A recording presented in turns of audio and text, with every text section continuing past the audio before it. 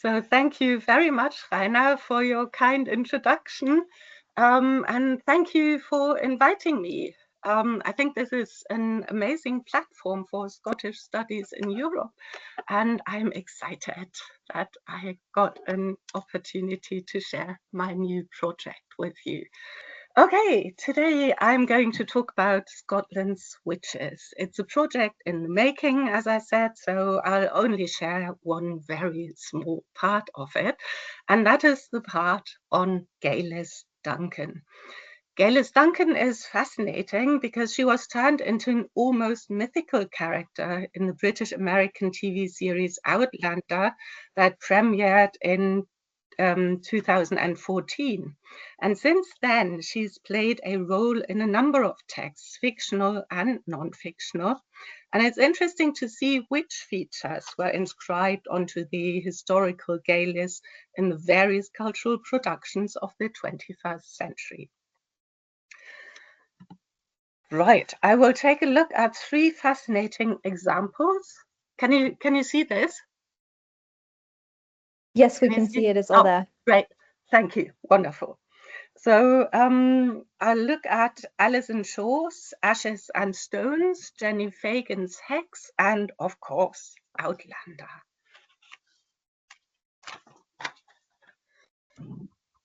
I want to start us all off with a question. What is a witch? So you've got a frame here and you could put your, I would like you to picture your own image of a witch. Right, so I'll give you some of the main cultural discourse on the witch. It's usually an old woman, she's single, she lives on the margins, usually in a hut in the forest or on the outskirts of a village, and definitely on the margins of society. She's often pictured with greenish skin, a wart on her long nose, and a cackle. These are all, of course, signs of poverty and old age. So being a witch is usually it's about the lower class. The witch in the cultural discourse also has familiars. She's mainly cats. She's got a broomstick, she's got a pointy hat and a cauldron. And these were, at the time of the Middle Ages and during the Renaissance, they were markers of brewers, who were usually women. You need brooms to clean the rooms for brewing. You need cats against the rats and mice that might go into your wheat or barley. And they had pointy hats to stick out on market days. The broomstick in front of the house, and you might still get that sometimes in Germany, means that it's the time of brewing, and during the time of brewing, the house is turned into a makeshift pub or inn. What else do we have? We have potions, because many who were accused of witchcraft were actually healers or midwives. There were the wise old women who could predict future. And what's also important for witches is charms and spells with which they allegedly control nature. And that's quite interesting too, because it's quite often pagan rites that are included in the Christian belief system of the time. So even the Christian prayers were used as strong charms. In any belief system, you usually deal with the unknown, with living with magic, with the magic of nature. So magic would be the unknown, the inexplicable. And so is the witch. The witch is the other. It's a projection, usually a projection of all things evil. And that shows us how the witch is created. None of those band ever called themselves a witch, because that would have been far, far too dangerous. But let's get back to the picture on my title page. For a very long time, these three creatures on the title page were the best known Scottish witches. You might recognize them. This is a picture by Heinrich Füssli or Henry Fuseli from 1783. And it's a picture of the three witches in Shakespeare's play Macbeth, or the Weird Sisters, as they are called in the play. I'm sure many of you will remember the iconic lines of the witches, like double, double, toil and trouble, fire burn and cauldron bubble, or equally iconic, when shall we three meet again, in thunder, lightning, or in rain, when the hurly-burly's done, when the battle's lost and won, or the one that seems to be greatly hilarious to students of English, a drum, Macbeth dost come. Right, in the play, what we get is many stereotypes that are rehearsed. The witches are shown to kill livestock, to conjure up storms, ride the waves on sieves, cause shipwrecks. They vanish into thin air, and most importantly, they predict the future. But they also prepare the stage for Lady Macbeth. Her evil ways are somehow reflected in the witches' actions. And it's become quite simple to equate them. So Lady Macbeth in scholarship has quite often been seen as a witch herself.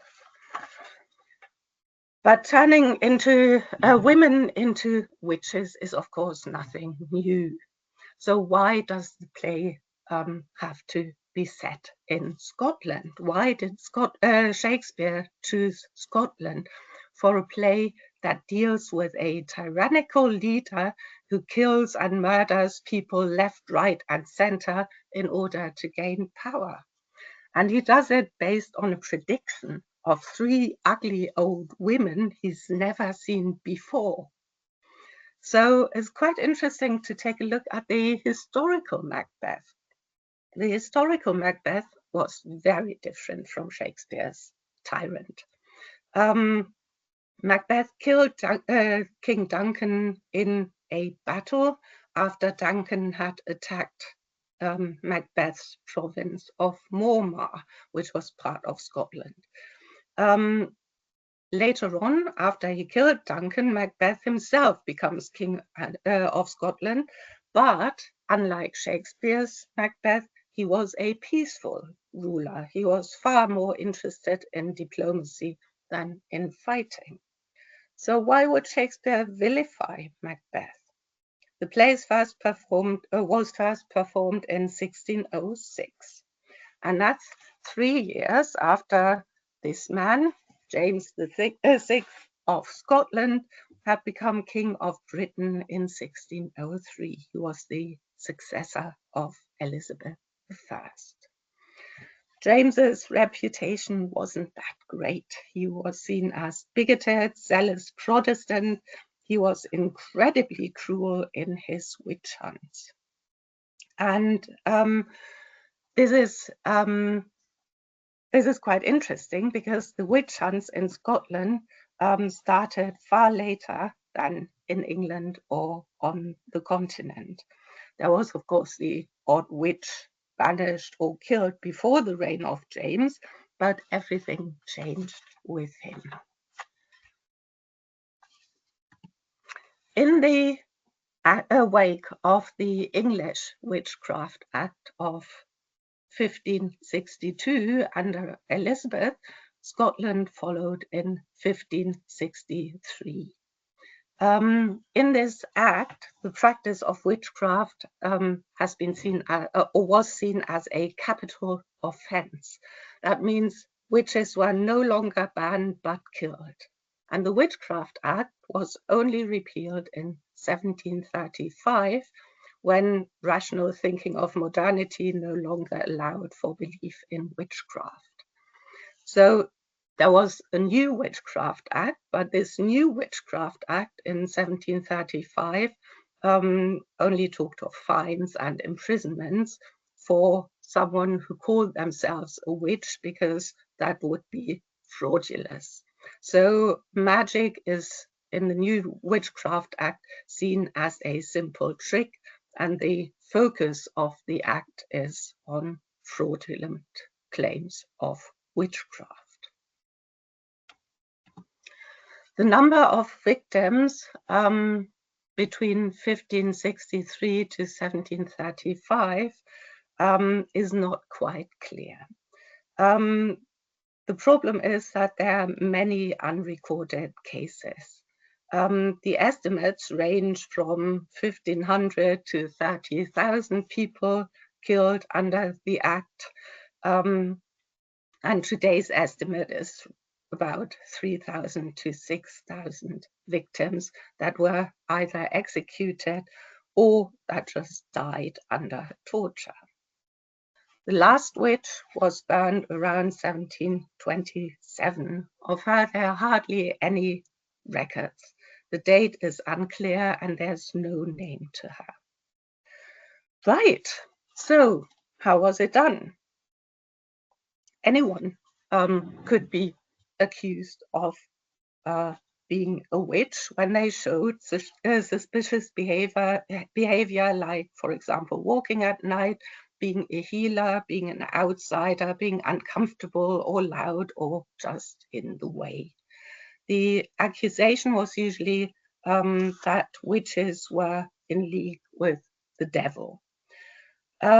Confessions were extracted through torture, and confessions usually entailed outlandish tales of sex with the devil and supernatural powers by riding waves in sieves. So as you can see, it's nothing that the witch probably the so-called witch came up with herself, but those confessions were usually fabricated by leading questions. And the confessions also included accusations of others, so sometimes there was a real snowball effect. After the trial, the witch was usually executed, either hanged or strangled and then burned, so that no remains that could be used for more, so that nothing remains of her that could be used for more acts of witchcraft. Hardly anyone was ever acquitted. But back to James. In 1590,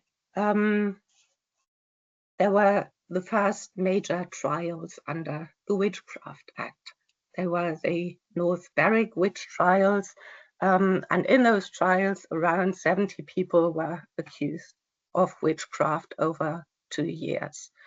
So the backstory was that James's future wife, Princess Anne of Denmark, was hit by a storm on a passage from Denmark to Scotland.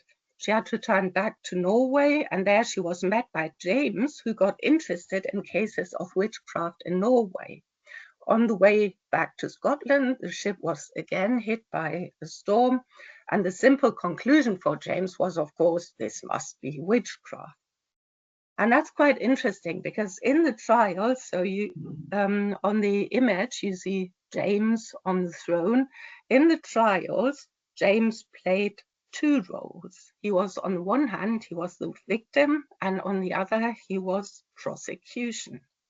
So, and James was even present at the tortures. So that made his reputation as a particularly cruel king at the time. So what happened at the North Berwick trials? James put David Seaton, he was the baillie of Jeanette, in charge. Seaton had a maid named Galis Duncan, who loved being outside at night. Plus, she was a successful healer. As Seton had to find a witch for the king, Gaelis was an obvious choice. So Gaelis was accused of meeting Satan on her nightly outings, and she obviously received supernatural healing powers from her supernatural partner. As a payment, she slept with him. Because which woman, of course, could resist Satan's cold member, as it's usually called. So while James was obsessed with witchcraft, Seton, like many others, was obsessed with sex. And most confessions during the witch trials were about sexual acts with Satan, and torture quite often included sexualized violence as well, since many of the accused were women. So in order to put a stop to torture, Gaelis confessed and accused many others. The snowball effect. Even the Earl of Bothwell was included in a long list of witches and warlocks. This is quite spicy. The Earl of Bothwell was a conspirator, and he was a leader of various uprisings against James. So I think it's not too far-fetched that James might have dropped his name in his leading questions during torture. Bothwell, however, was eventually banished from Scotland. So what do we take away from all this? It's interesting that it mainly affects the lower classes, so the aristocracy and, like Bothwell, and important members of society were less affected by accusations. 75% of the accused were poor women. So we can see that the witch trials were both class and gender based. And it's also a question of power structures, and that's a conundrum for today's research, because the question is, did people actually believe in witchcraft, or was it just a handy excuse to get rid of the uncomfortable? And the conundrum can also be seen in the text that we are going to look at now. But before we do, there is this tiny caveat that I would like to add before we go on. And that's that we should never assume that people from another time period were more stupid than we are, maybe less educated or more prone to believing in folklore and the supernatural than in rational thinking based on today's scientific progress. But all belief systems have always been used to explain things we can't make sense of or meaning. So the belief system back then was just different from ours, but that doesn't make the believers more stupid. So today, we acknowledge this by striving for a variety of approaches and by not talking about knowledge that privileges one absolute truth, but by talking about knowledges. And the texts that we're going to look at now, they react to both sides. They pick up on the power structures underlying the witch trials, and they play with the concept of magic. Right. So I want to start once again with pictures of probably the best known witches today. I want to start with Wicked and the Scottish all-time favorite, Harry Potter. Both belong to the genre of the school novel, and both use magic to make the underlying plot a little more exciting. So this is Wicked. Wicked is about this incredibly bright and talented witch, the green one, Elphaba, but she's an outsider, of course. And she's an outsider who has to share a room with the popular girl, Glinda, on the right. So after some mobbing, they become friends and rewrite the stereotypes of a witch's appearance on the way. Elphaba is challenged with bright green skin since her birth, And the point he had is a sick joke that Glinda played on her. Finally, the evil ways of society give Alphaba no choice but to become the wicked witch, the stereotype that had been inscribed onto her body by society. With Harry Potter, it's a little different. Instead of an incredibly bright and talented witch, we have an incredibly mediocre wizard who takes us through the highs and lows of his puberty in 7 books. On the way, he miraculously manages to defeat the darkest of all wizards by employing the main characteristics of his house: courage, bravery, and determination. So, be it bright witch or mediocre wizard, magic does exist in both texts. But the societal power structures are far more important.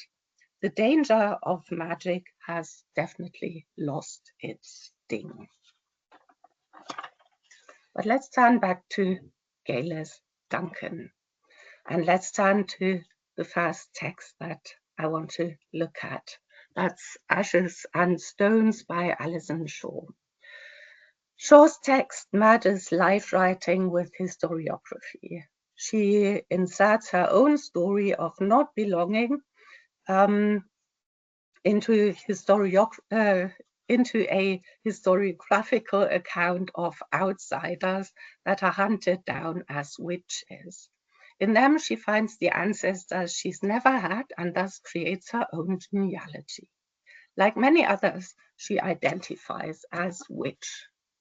And I quote, "We're in the middle of a witch wave, newly anarchic and feminist. I claim the denomination hedge witch,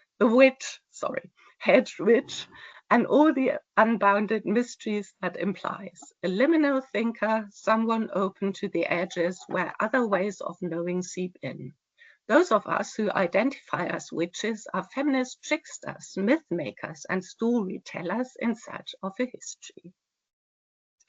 So Shaw's text shows the witch wave as a feminist movement. In her case, it's about the inclusion of other knowledges. So she's this liminal thinker where knowing seeps in. So it's all about knowledges. She tries to give a voice to oppressed knowledges and to and that's important, to anti-patriarchal knowledges.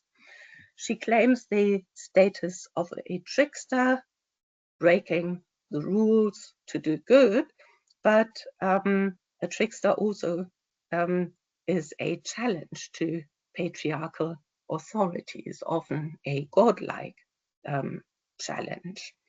Then she talks about myth makers and storytellers in search of a history. And that's quite interesting because in order to rewrite official historical accounts, you need to add new perspectives. So the focus for her is not on truth, but on plurality, on the plurality of perspectives. So she challenges the new witch wave, poses a challenge to official historiography by a plurality of subjective accounts that allow us to rewrite a legacy, not erase, but rewrite a legacy that will offer new ways of seeing and of perceiving a future, a very inclusive way of thinking. In Shaw's case, magic as such does not exist. She explores magic of writing that allows for changes, but magic does not exist. There's this slight problem, of course, because today's feminist witches tend to adopt a term that endangered the lives of thousands of women across Europe, and that no woman would have chosen back then herself, as I said. But Shaw justifies this anachronistic way of showing solidarity. For her, the term witch allows her to explore this legacy of violent silencing of women, and she hopes to retrieve lost knowledges. She does so by looking at records of the trials and the confessions that she then tries to unwrap. So what she does is she tries to peel off the layers of the leading questions and the stories that the prosecution wanted to hear. And underneath, she hopes to get some glimpses into the stories of the accused, their own take on what they were doing and how they led their lives. And then she travels to places of witch trials. And that's my next quote. I see evidence of the witch hunts everywhere. The witches' rings where people were chained to the walls of churches, lonely Carlin stones that are hexstones, and memorial plaques that show themselves to me wherever I go. I want an authentic glimpse of these women accused of witchcraft, and I go out into the landscape to meet them. So she can't meet them in the records, in the official records, and that's why she decides to go out into the landscape to meet them. She records the witches' fears and pains in the landscape, the rings, the Carlin stones, and she also records the memorials, and that's important. She looks at either memorial plaques or the standing stones or the memories of torture and execution, the material memories of torture and execution. And sometimes she defines memorials themselves. She creates memorials in the landscape. So all of these strands are tied together in an intricate method. Shaw makes visible her own perspective. She connects her own biography with the past legacy and adopts that legacy. She tries to give women back their voice that is buried underneath a rubble of patriarchal oppressions. She identifies the existence of women in the landscape, and she shows their way of living with nature. So there's this strong eco-critical claim to her search for the witches. She unearths or even creates memorials, and then she creates her own memorials of witches in writing. By doing that, she tries to make their lives meaningful to today's readers. So that's her claim. It's quite a huge claim. So let's see what she does with Gaylis Duncan. First of all, she calls her Gaily, not Gaylis, in order to strip her of the myth that's created in Outlander in the TV series I'm going to look at later. Then she has this focus on Gaily as a night wanderer. So it's about freedom in walking in the darkness, Gayly's abilities at healing, and as a musician that also made her suspicious to her master, to David Seaton. During the trials, she was asked to play the mouth harp, and the term or the saying is that she should do it like she did for the devil. And that's quite interesting because there she's no longer the dangerous witch that she's supposed to be, but she's turned into a spectacle for the entertainment of the king. And she's also, so she's turned into a spectacle basically until her execution. Executions used to be entertainment. And at the execution, she gaily tried to use this role as a spectacle to make herself heard, to make her own truth heard, as Shaw writes, but unfortunately to no avail. And that's my next quote. Before Gailey Duncan's execution on the 4th of December in 1591, she made a statement retracting her confession, claiming it all to have been a lie extracted under torture. The others she had named were innocent. The courage of this is remarkable.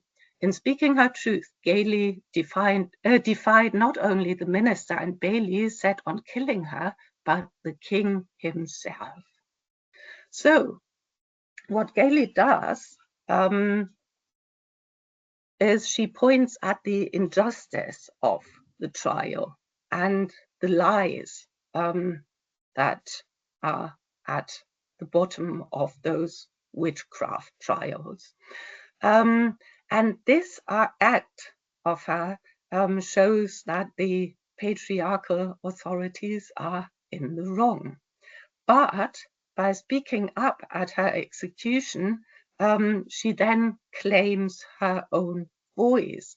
And this only leads to a reinforcing of the patriarchal power structures. So she tries her best. She tries to get off by telling the truth, but in the end, the patriarchal power structures come back with a vengeance. Right, the memorial Shaw selects for Gailey Duncan is a hill overlooking North Berwick. She assumes that Gailey Duncan was had frequented this hill during her strolls in the dark, and the hill is called the Law. And that's my next quotation. There's no memorial in North Berwick, but there's landscape steeped in myth. The Law is a majestic conical hill, a dramatic crack overseeing this flat land and temperamental coastline. Law is a Scots word for rounded hill. As I wrestle with the force of the law that led to the death of thousands, I become fascinated by this other law, the grand ancient overseer of North Berwick, unmistakably breast-shaped. So the myth that Shaw talks about is the myth of the landscape. It's about a giantess that used to live there and that shut out the hill in her anger at an inadequate suitor, an inadequate human suitor. And that's, of course, interesting because it's all about her anger at some dominant patriarchal suitor that she's not interested in. Right. For sure, this breast-shaped landscape is a critique of the patriarchal demands and oppression. And the law is a word play, of course, with two meanings. So Shaw tries to climb the law, and she sees that as a struggle because of her disability. But she also sees making sense of the law in those trials of witchcraft as another struggle. So that's why the law is a perfect memorial for this courageous woman, Gailey Duncan, who tried to defy the patriarchal order, in Shaw's words. Right, I guess by now the story of Gailey Duncan feels like an old friend to us. We've looked at it twice, we've gathered a few new insights from Alison Shaw's take, but all in all, we know it now. And that's the point of historical fiction. It's usually well-known events, as you all know well-known events of historiography that are given a new angle by merging them with fiction. In his introduction to Waverley, Walter Scott once said that historical fiction needs to be didactic and entertaining, and that's the quote. The proud peer who can only ruin his neighbor according to law by protracted suits. Oh, now I can't see because there's something on my screen. I'm very sorry. Now, okay, I'll start again.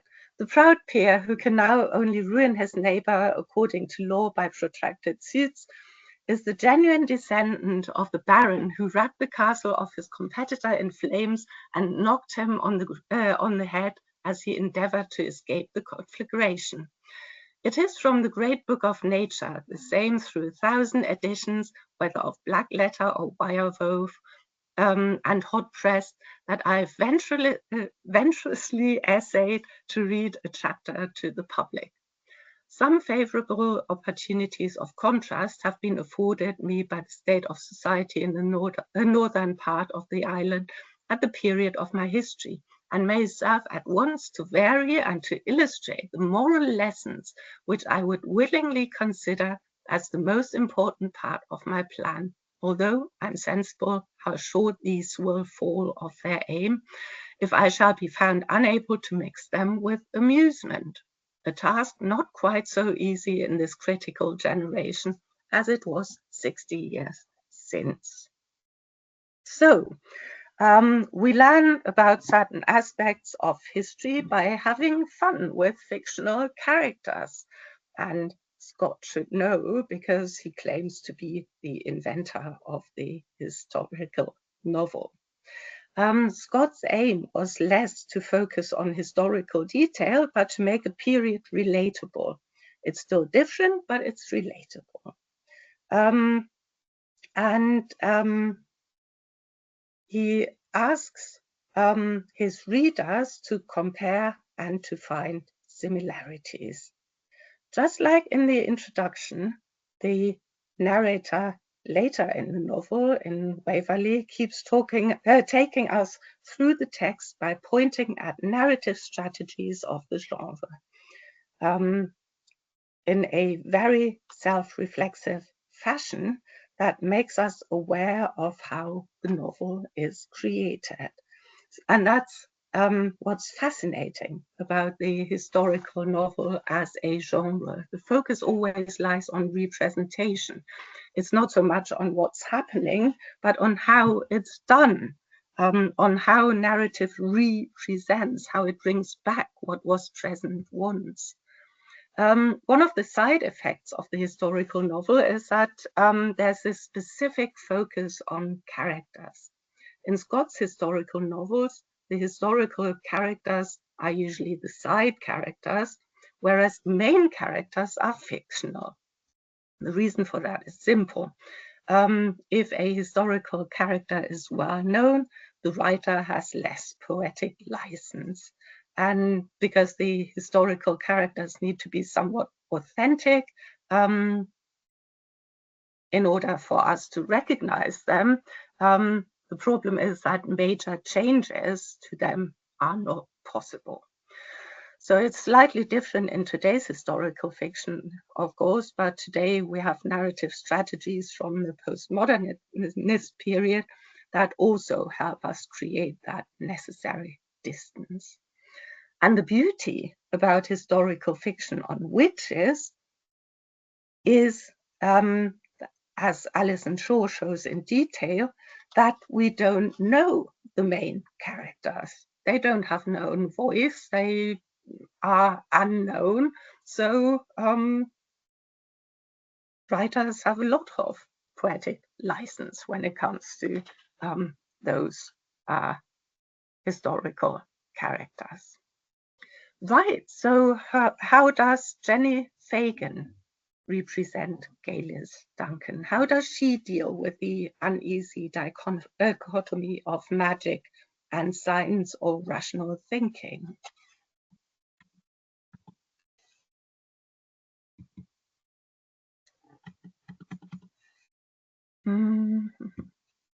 for some, yeah, now, sorry. I couldn't move my presentation any further. Right, okay, now, no, sorry about that. Okay, so Hex is a novel about a woman, Iris, in today's Edinburgh, who time travels during a séance to the cell of Gaelius Duncan in order to support her during her last night on Earth. And this will also be Iris's last night on Earth. This sounds very much like a novel on the powers of magic. But the novel is quite clear.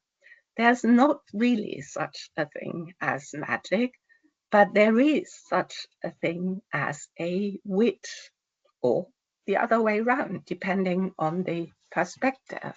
There is such a thing as magic, but there's no such thing as a witch. And I want to unwrap this now. Right.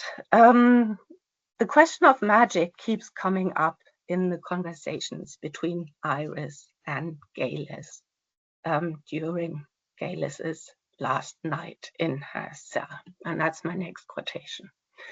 They say there's no such thing as witches, but that doesn't count for alchemy or instinct. We bring life from our bodies where before there was nothing, null, absence, then life. What a thing. Men want to know how they got trapped on Earth, don't they? It's an issue. What does each one of them see when he turns around to work it out? He sees a woman. Every single one sees exactly the same thing. There's no man on this earth who didn't get here except by a woman parting her thighs. We are portals. Humans emerge from our bodies into a world without explanation. Some men hold a brutal kind of grudge for that. They hold hatred in their hearts. They fear us for bringing them out of the null and into this. They want to kill us because we create their lives from our bodies. What kind of alchemy is that? What kind of power? So this is a tricky passage. Iris claims that birth is magic. It can be explained up to a point, but there's no final explanation. So birth goes beyond male knowledge. And this is the reason why the novel claims that the source, namely the woman, needs to be exterminated. It's the underlying reason for the witch hunt, because birth is part of the alternative female knowledges that we come by not through looking and understanding, but through experiencing with other senses. So whereas male knowledge in the novel is shown as rational deductions, female alternative knowledges are about experiencing with other senses. Right, so the question of magic is also there on a meta level in the way the seances are depicted.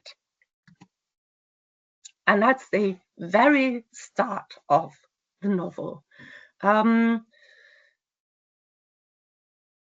Midnight, open invitation sent via seance. 1st of August 2021, to cell on High Street, 4th December 1591. Elements, null and air. And then the novel or the text starts. The narrative starts. I was out in the null, in perpetuity it seemed. I was bodiless and formless until things began to appear. A row of oil lamps. A cobbled road sloping down, the moon a thin smile. City trees bending their bows so far back, the winds wild. Tall tenement buildings on the road to Castle Hill. A witch will die here in the morning. I descend a full 3 levels below the city of Edinburgh in a low arched stone corridor.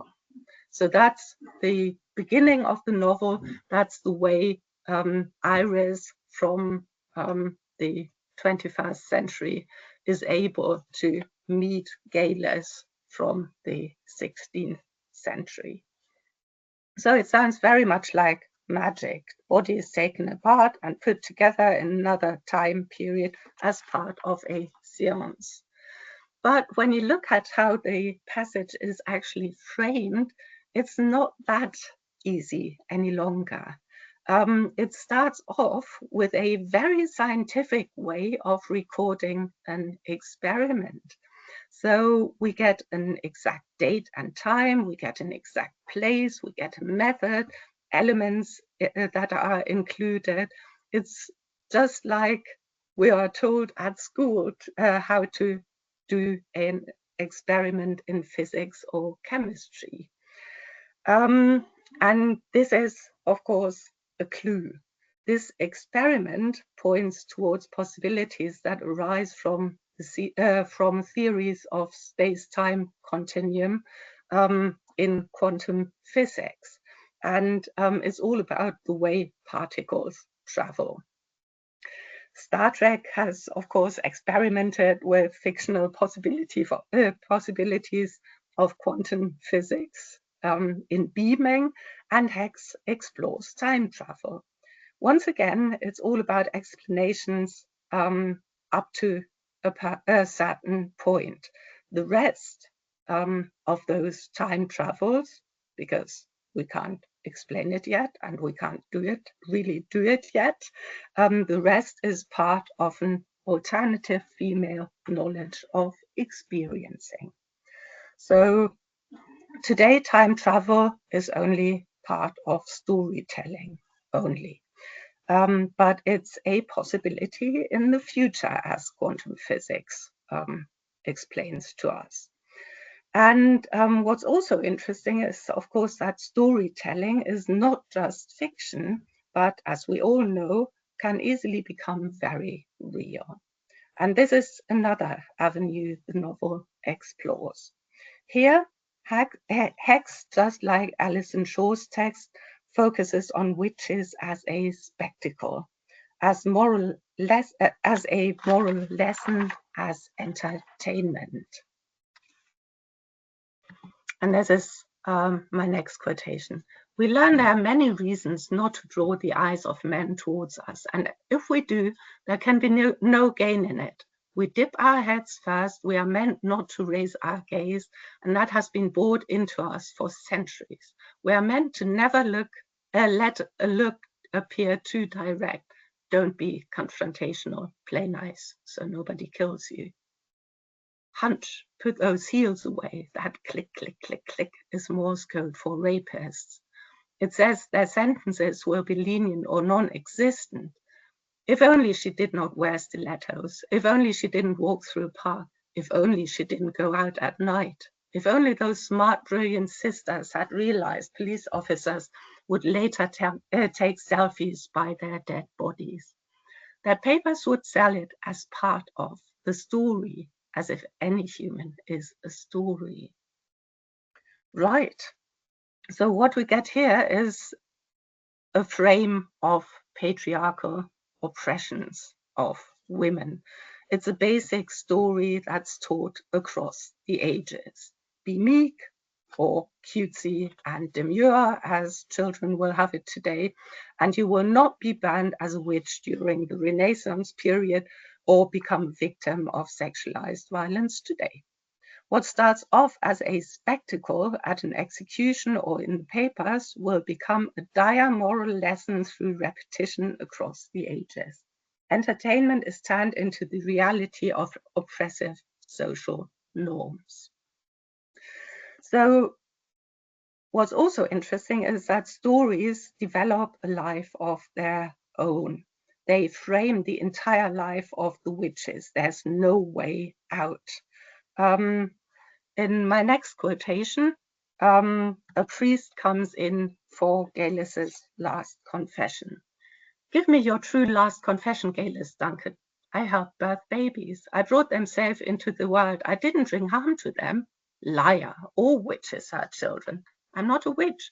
You are a witch, and I would not trust you with any child, especially one who has not been baptized.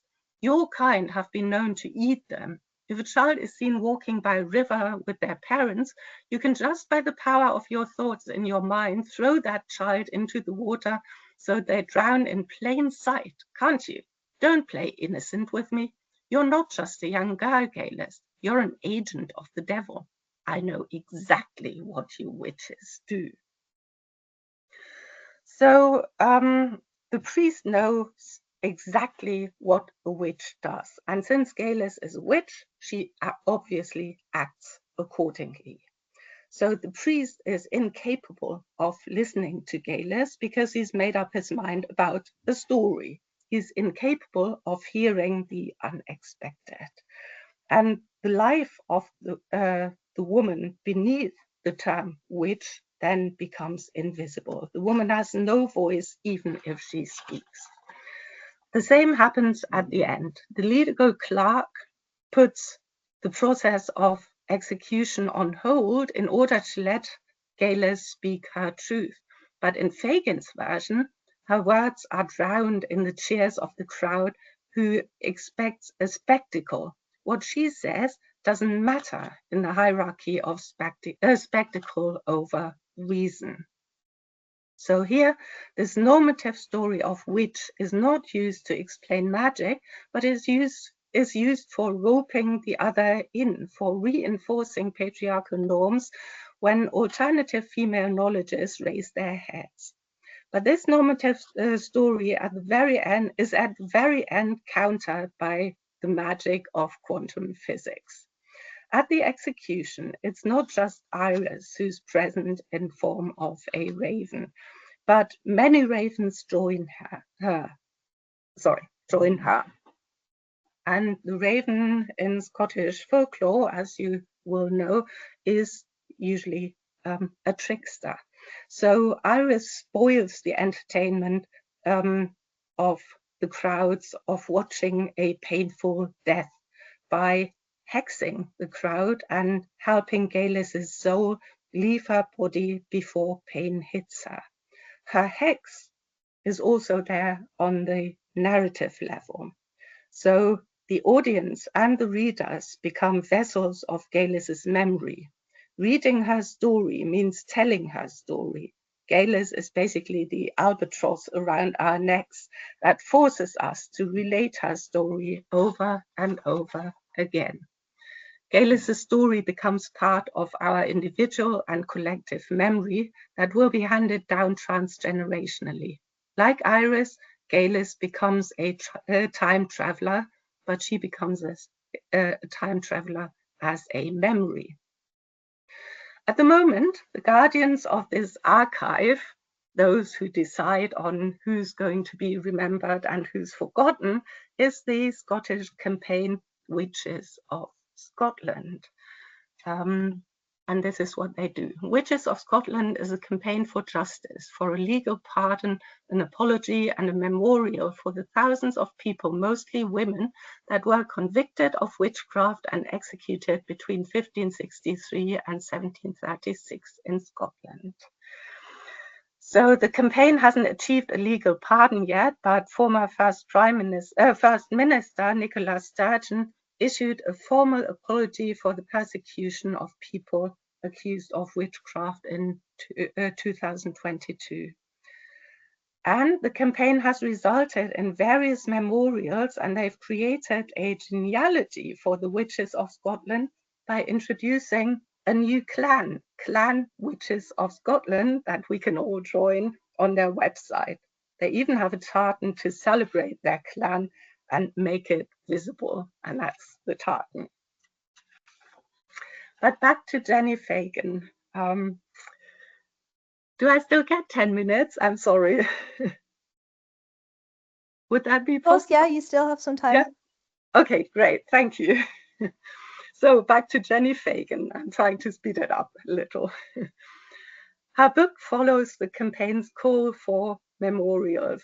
It acts as a fictional memorial for Gayless Duncan. It even has a fictional tombstone in form of a final poem called a grey rose for Gaelis Duncan, a rose that we put in front of Gaelis Duncan's imaginary tombstone, a rose that points to the grey colour of a stone monument remediated in a book. The way of commemorating that the novel suggests is twofold.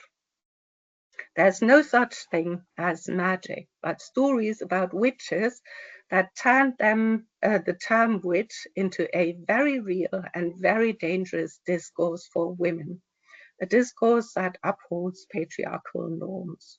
Or there is a kind of magic to female alternative knowledges that cannot yet be explained. But then it's ordinary women and not witches that are its mediators. So the way of commemorating Gaelis Duncan depends on how you want to see the novel. Right, as an afterword, I would like to quickly turn to the cultural production that started the myth of Gaelis Duncan, and that's the TV series Outlander. In Outlander, Gaelis Duncan is turned into a time traveler that even surpasses Fagin's novel. Gaelis travels in and through time on various levels. For those who are not familiar with the series, I'll give you a very short summary. The main character is Claire Randall, a nurse during the Second World War. After the war, she decides to go on a second honeymoon with her husband, Frank Randall, who's a historian. They travel to Scotland because Frank wants to trace his ancestor, Jack, who was stationed in Scotland during the time of the Jacobite Rebellion. Frank shows Claire around and introduces her and the audience to the historical events of the Jacobite Rebellion. On Halloween, they watch a Samhain ritual at the standing stones near the village they stay at. On the next day, Claire goes back, touches one of the stones, and finds that it's a portal into 1743, the time of the Jacobite Rebellion. She finds herself the perfect pin-up dream of a Highlander whom she marries. So you'll see him in the background. That's Claire. In the foreground, the hand is her husband, Frank Randall, and the one reaching out is Jamie Fraser, her husband, her next husband. You can't see it here, but he usually has his shirt off, so it's quite a sight. So she marries Jamie Fraser, and due to her historical knowledge, they decide to change history and put a stop to the Battle of Culloden because without the rebellion and its failure at Culloden, their hope is to rescue Highland culture from destruction. So that's what this series is basically about. And here, Gaelis Duncan comes in. So Gaelis is the one in the foreground. Gaelis is just like Claire. She's from the future, but she's from 1968. She's called Gillian Edgars in 1968. And the question is, of course, why does she adopt the name of a witch of the 16th century? So Gillian from the future adopts a name from the past, and although she's constantly about to die, she's just like Dracula. She's always resurrected in the series over and over again. So this is their first meeting. Claire and Gaelis collect herbs for potions. Both have superior knowledge of herbs due to their time travels. Claire's potions are for healing, whereas Gaelis's potions are also for poisoning.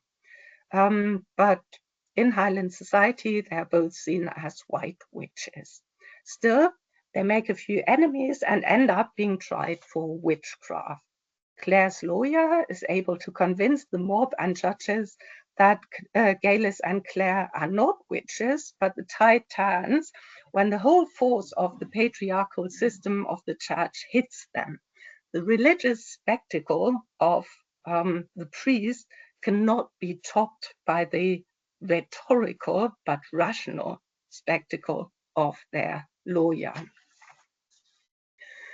Galis then saves Claire by proclaiming that she had bewitched Claire and shows the mark of her smallpox vaccination as the mark of the devil. She's not burned immediately because she's pregnant. And later on, she's freed by playing a trick on the villagers. In season 2, we meet her as Gillian, who's absolutely obsessed with Jacobitism. She also goes through the stones like Claire, and she also wants to change the outcome of the Jacobite rebellion. But unlike Claire and James, she opts for victory. So she doesn't care about the Highland culture that's so important to the series. Galis is absolutely ruthless in following her course. She believes that the only way through the portal into another period is by offering a human sacrifice to the stones. In season 2, it's her husband. In season 3, it's boys she captures in Jamaica. Her obsession with her cause, the cause of the Jacobite rebellion, makes her just as ruthless as Macbeth in Shakespeare's play. Just like Macbeth, she kills the innocent left, right, and center if she feels they're in her way. She assumes the term witch by following rituals of dark magic, and by assuming the name of Galis Duncan, she once again does not allow Galis, the woman, to speak, but she takes on all the layers of the stereotype of the term witch in order to become patriarchy's darkest nightmare. She's a highly dangerous woman who follows her course mercilessly and does not even stop at murder. Thank you.